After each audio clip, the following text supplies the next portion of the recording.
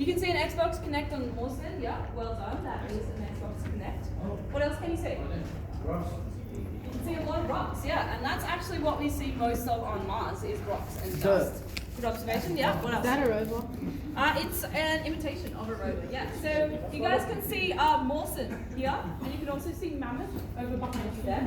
Now these are two types of engineering feats that we have here at the museum, and they were built by PhD students at the University of Sydney, and they're here because they want to learn more about driving robots on Mars. So what can you see about Mawson that might make him suitable to drive around an environment that looks like Mars? Yeah? There's solar panels, but wouldn't the dust go on it and then it'll stop? Okay, yeah, good point. So we've got some solar panels on the back. Now that's a good question, wouldn't the dust go on it and wouldn't that cover up? Some rovers we have lost because it's been in a storm, and we think their solar panels have come up. But rovers on Mars actually have, they've been engineered so they can get rid of dust, so their solar panels will tilt, and that's meant to, oh darling, meant to help them get rid of dust. So that's a good point. What else can you see? You can control It is sad. It's got gripped tires.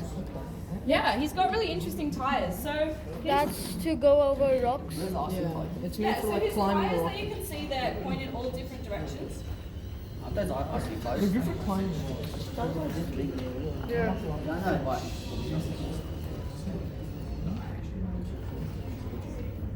Sorry, it's a bit glitchy.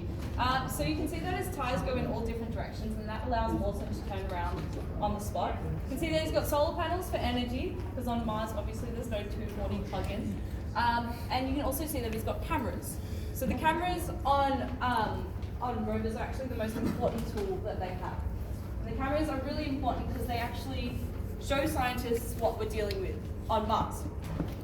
So when we're thinking about engineering robots to go to Mars, why are we thinking about this? Why don't we just send humans? because it might be dangerous. It is, it's 100% dangerous, it's very dangerous, yeah? It'd be a trouble to actually get them there. that's all. Food and water in the spaceship to actually get them. Yeah, so it's going to take 8 months to voyage to Mars. That's a lot of things that you need to include. It's between 6 and 8 months, depending on orbits. Yeah? Climate, sandstorms, Yeah. dry. Yep. So Mars has the biggest storm on it called the Great Red Spot. So it's a massive storm. It's really dangerous. Yeah. Fuel for like the actual ship. Yeah. So fuel's not too bad at the moment with the rovers, but also carrying a lot less mass throughout, so we need less fuel, smaller ships. Hands up if you think we can get things back from Mars. Interesting. Yeah. Okay. So currently our engineering is really quite good in sending things to Mars, and we've gotten okay at landing rovers on Mars. We've got 4 up there at the moment from NASA, but we don't have the engineering capability to actually get them back at the moment.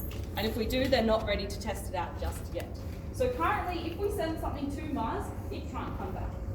So all the rovers that we send up, all the landers we sent up, and everything else that goes to Mars, we never see again. So we aren't quite ready to send humans just up because we will definitely lose them forever.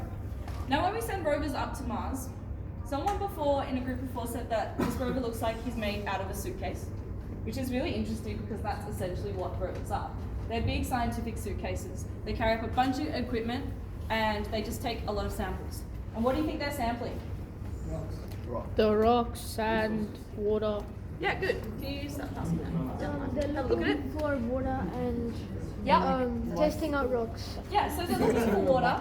They're looking for previous signs of life or potentially future signs of life. And they're also they're investigating these things by looking at rocks. Now there's a rock that's being passed down the line. And I want you guys to tell me where you think it came from. Where do you think it came from?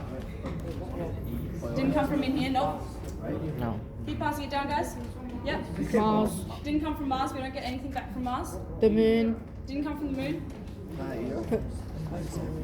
If we were going to go up to Mars and we were going to look for signs of life, what type of rocks would we be looking for? Space rock. Rocks That's the same thing as a moon. Well, I mean, which Correct. Red rock. It's called a stromatolite, and the stromatolite is the same type of rock as you just passed around the circle. Who has the rock currently? Yep. Keep passing along. So this is, you can go stand outside. Go stand outside. Is actually a rock from space. It's the only thing from space in this Mars life. It's actually a meteorite, which is pretty cool. It's the first meteorite. So guys, just stay on the side. So guys, what we're going to do now is we're going to all exit the Mars lab, and can you also go stand outside? Please don't stand. What we're all going to do now is we're all going to go outside. We're going to play around with some mini rovers.